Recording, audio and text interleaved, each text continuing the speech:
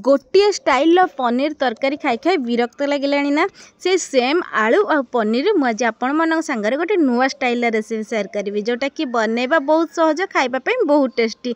Video को जमा भी स्किप न करी शेष पर्यंत निहाती देखते। नमस्कार मु प्रज्ञा आपन स्वागत करुच्ची प्रज्ञा होम किचन को। जमा भी लेट करवानी चलते देखिए आज रेसिपी। आज रेसिपी रही पनीर और आलूर गोटे जबरदस्त रेसिपी। भिडियो को जमा भी स्किप न करी शेष पर्यंत निहाती देखते। तो से प्रथम मुझे किसी पनीर नहीं आसी ता सहित मुझे किसी आलू नहीं आलू को देखिपे मुझे जमा भी बेसी बड़ साइज्र करनी कि बेसी छोट करनी। आलू को प्रथम नहीं भल भाव में परिष्कार पानी रे धोई नवापर ता चोपा को मुझे छड़े नहीं ये गोटे पिलर साहाय्य मुझे आलू को छड़े नौ आपण मैंने देखिकी निहाती जानीपारे। और जो मानू पनीर तरकारी खायापी बहुत पसंद होता है मुझे तो कहि यही रेसिपीटा से बहुत पसंद आसवा। थरे थरे यही स्टाइल पनीर को रेसिपी बनई कि देखु बहुत टेस्टी लगी था। और ये देखो मुझे भल भाव से आलू को छड़े नहीं सहित आलू भितर थी पार्ट गुड़ाक बाहर कर नहीं गोटे बाउल आनी से बाउल रे पानी किसी देके से आलू को ये रखी नहीं किसी आलू को मुझे छड़ाई ये रखी नापर गैस उपर कड़े बसैवा पर ये मुझे रिफाइन तेल देती अल्प किसी लुण आड कर लुण आ तेल को किसी समय मिसई नापर काटिकी रखि आलू को ये आड कर रेसिपी बनवाई मुझे छोटिया टिप्स सेयार करी।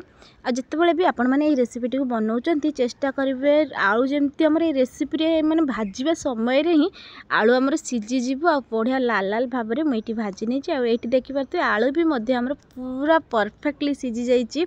एबे मुझे काढ़ी नेबी और गोटे प्लेट को रखी नेबी। भिडियोटी को स्किप न करके फुल देखंतु। भिडियोटी आपण मानक भल लगिले लाइक कमेंट शेयर और सब्सक्राइब निहाती करंतु। चैनल ले नुआ आसीथिले सब्सक्राइब करिया पे जमा भी भूलंतुनी जहाँ फल कि मुझे जहाँ भी नुआ नुआ वीडियो अपलोड करी आपण मान पाक प्रथम नोटिफिकेशन जीवो। ये आलू को भाजी नापर से सेम कड़े रे मुझे अल्प बादाम को ये लाल लाल करके भाजी नहीं भाजिकी गोटे प्लेट को रखी नहीं। बादाम भाजी नापर से अल्प किसी तेल बड़ी से तेल रे मु प्रथमे किसी पियाज को एपरी भाव भाजी नहीं आठी पियाज को मुझे जमा भी पूरा लाल लाल हवा पर्यंत भाजिनी बास अल्प अल्प भाजी तापर किसी अदा और रसुण छेचा मुझे यूज करी।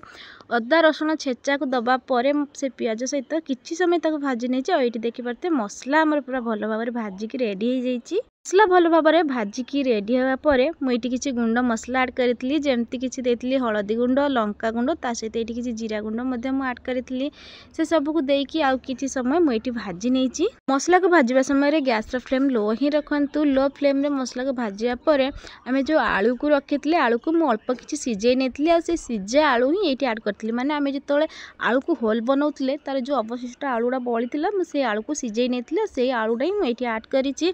आलू को किसी समय मसला एपरी भाव भाजी नापर ये मुझे पनीर आनी से पनीर को ये ग्रेट कर नहीं। पनीर को ग्रेट करके मिसेवा द्वारा आम पनीर टी आलू सागर भल भाव में मिसी जाता बहुत कम समय मिसी जाता खायापी बढ़िया टेस्टी लगी था। यहपरी भाव मुझे पनीर और आलू को किसी समय ये कषि नहीं मसला को भल भाव में कषि नहीं सारापर भाजिकी रखी बादाम को मैं आड करी अल्प किसी लुण आड करी अल्प किसी चीनी आड करी से सबको आउ थे मसला सागर भल भाव में मुझे कषि नहीं। और ये देखिए आपण मैंने जानीपारे मसला आमर पूरा भल भाव में माने स्टफिंग आमर पूरा भल भाव में रेडी हो गलानी।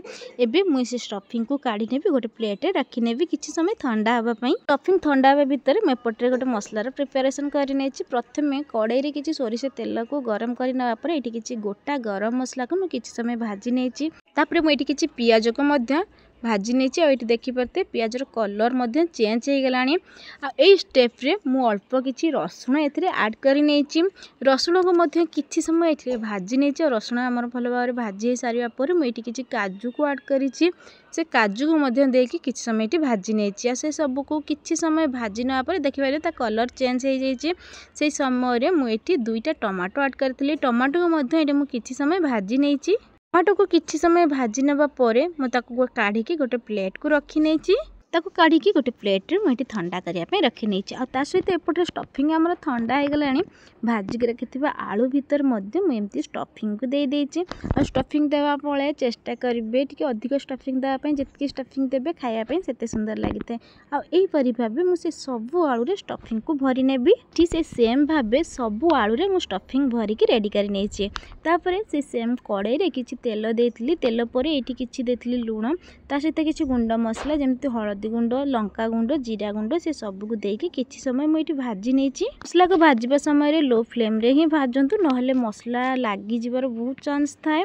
मसला को भाजी सारिबा परे मु जो ग्राइंडिंग करी रखितली मसला से ग्राइंडिंग मसला को मुझे ऐड कर मसला ऐड कर नवा परे किछि समय मसला को ये पूरा भल भाव में कषि नहीं। मसला जिते कषि होपर मुझे अल्प किसी पानी ऐड करी माने आपण मैंने ग्रेवी जिते ग्रेवी बनवाई चाहते से अनुसार पानी ऐड करूँ। आउ ये रेसिपीटी जमा भी बेसी पानी रे खायापी भल लगी न था। पानी ऐड करापर पानी को किसी समय फुटियापाई छाड़ी सहित मुझे अल्प किसी स्वाद अनुसार लुण ऐड करी। ये देखिपे ग्रेवी आमर फुटिकी पूरा अल्प हो गला। ये स्टेप्रे मुझे आलू को रखी मैंने भाजिक रखा आलू को ये ऐड कर समय ये फुटियापाई छाड़ी। ये रेसिपी गोटे छोट टिप्स हूँ ग्रेवी आपको जी दरकार होता है बस से गले भाजिक रखिए आलू को ऐड करते जमा भी आगुरी देवेनि जेहेतु आलू आमर भल भाव में भाजी होता है ना ना आलू आमर भांगी जबार चांस थाए। आईटी मुझे लंका ऐड करी किसी समय फुटियापाई देती आबे गैस फ्लेम ऑफ कर गरमा गरम ये सर्व कर नहीं। थरे थरे पनीर आलू रे ए रेसिपीटी को बनई कि देखंतु खाइबा जी टेस्टी लगी था। बनवा तो मुझे कहबिनी जे सहजरे बनीज बनवाई टी कष्ट होता है आ भल जिनस खायापी टी कष्ट भी करिया को पड़ी था। वीडियोटी जदि मोर आपण मानक भल लगी प्लीज लाइक कमेंट शेयर और सब्सक्राइब निहाती करंतु। रहिली देखा आ गोटे नुआ वीडियो रे।